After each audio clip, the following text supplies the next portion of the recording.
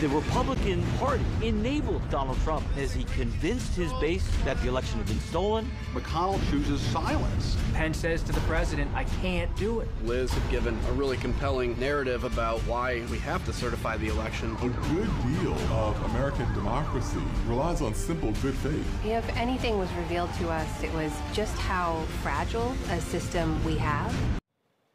The new documentary, Lies, Politics, and Democracy, looks at the rise of former President Trump and his takeover of the Republican Party.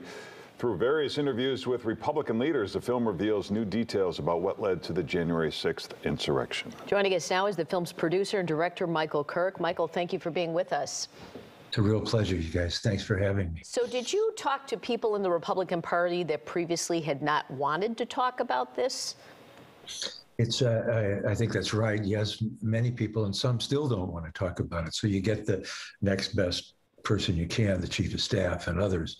But it wasn't, by now, it wasn't very hard to find unhappy Republicans and people who've been in and have come out and were unhappy with their experiences there or fearful of legal jeopardy as a result of being in the Trump administration. So it took us about a year to get it all together, but we got in there and we got what I think is as close an approximation to the truth as you can get.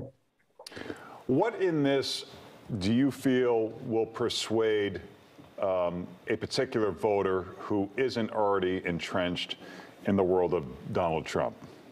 I'm not sure any voter nowadays, as you know, is not pretty entrenched. I'm not sure it's about persuasion. I think what it is trying to arm people with what they may need to know, especially if they have any doubts or worries, what they may need to know before they step into that voting booth for the midterm elections and in 2024 for the presidential election. In a lot of ways, the two elections are very related, and I hope that when you see what happened with Trump, we've made about 10 films about the Trump administration and over the years, and we waited to make this one about the party and about the role of the Republican establishment in all of this, as we kept thinking, well, they're going to clamp down now. Well, they're not going to go along now, where they'll step back and let people know what they know now, and that never actually happened. And we decided we roll it out and show people what Republican leadership knew and what some people tell us more than 99% people inside the government, Republicans inside the government tell us, which is more than 99% of the people, Republicans in office in Washington did not believe that the election had been stolen from Donald Trump, but they were so worried about losing that, what they call now the MAGA base, Trump's base of supporters, that they went along. You make a conscious decision not to include Democrats in this story or in this piece. Is that because you knew what they would say, or is it because maybe some Democrats feel like they might have made mistakes leading up to all of this as well? Well, there's not very much the Democrats could have done. It's not really a Democrat story.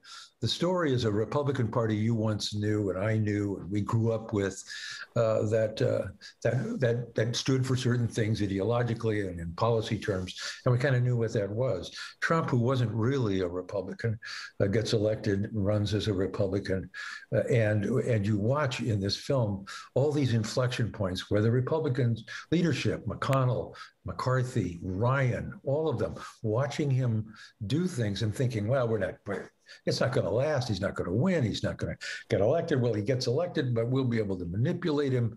And you watch this happen in this 2 hours, and you just think to yourself, oh my gosh, the guardrails that I thought were so strongly up there, he just blew through them, and they weren't really there. And they brought us to where we were on January 6th. And in some ways, it's the events after that that have made it even more confounding. And the response of McConnell, McCarthy, and others to the events after January 6th that has made it the kind of moment where a lot of the experts we talk to on democracy, political scientists and others say we've never been in more peril as a democracy than we are right now. So it isn't really a Democrat story. There are plenty of things to make films about the Democrats, and we've done that and will in the future. But this particular story isn't a Democrat story, and to interview them would just be letting them take easy pot shots at a much more complicated and, I think, important story, which is what happened to the Republican establishments and the leadership in the years that, the last 6 years that Donald Trump took over, and they all collaborated, willingly went along by the end, and are now a part of what feels to me and the people we talk to like a very perilous moment for the democracy. All right, Lies, Politics, and Democracy airs tonight on PBS. For more information, you can head to pbs.org, and you can also follow them on social media. Michael, thank you for joining us. My pleasure. Thank you.